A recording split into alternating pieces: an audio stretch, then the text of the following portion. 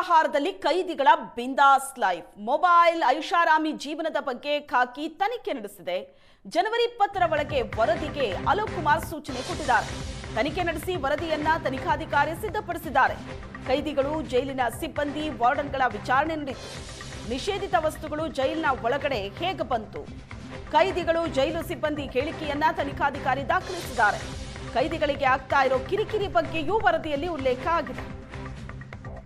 Report ಪರಿಶೀಲನೆ ನಂತರ ಹಲವರ ತಲೆದಂಡ ಆಗೋ ಸಾಧ್ಯತೆ ಇದೆ.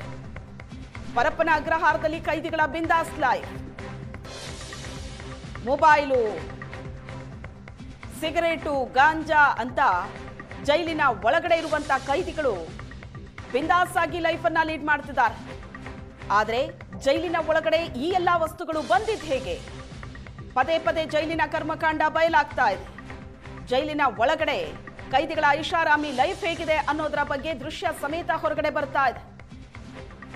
ಇದರ ಬಗ್ಗೆ ಖಾಕಿ ತನಿಖೆ ನಡೆಸಿದೆ. ಜನವರಿ 20ರ ಒಳಗೆ ವರದಿಯನ್ನ ಕೊಡೋದಕ್ಕೆ ಅಲೋಕ್ ಕುಮಾರ್ ಸೂಚನೆ ಕೊಟ್ಟಿದ್ದಾರೆ.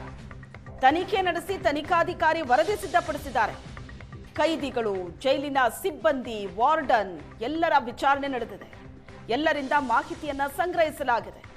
ನಿಷೇಧಿತ ವಸ್ತುಗಳು ಜೈಲಿನ ಒಳಗಡೆ ಹೇಗೆ ಬಂತು ಈ ಬಗ್ಗೆ ಮಾಹಿತಿಯನ್ನ ಕಲೆ ಹಾಕಲಾಗಿದೆ. ಕೈದಿಗಳು, ಜೈಲು ಸಿಬ್ಬಂದಿಯ ಹೇಳಿಕೆಯನ್ನ ತನಿಖಾಧಿಕಾರಿ ದಾಖಲಿಸಿದ್ದಾರೆ. ಅದರ ಜೊತೆಗೆ ಕೈದಿಗಳಿಗೆ ಏನೇನು ಕಿರಿಕಿರಿ ಆಗ್ತಾ ಇದೆ ಅದರ ಬಗ್ಗೆ ಕೂಡ ವರದಿಯಲ್ಲಿ ಉಲ್ಲೇಖ ಆಗಿದೆ.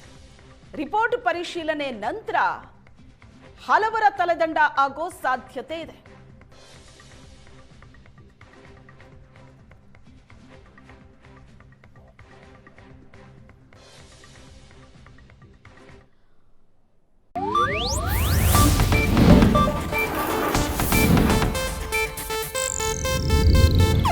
ಇದು ಏಷ್ಯಾನೆಟ್ ನ್ಯೂಸ್ ನೆಟ್ವರ್ಕ್ ಪ್ರಸ್ತುತಿ.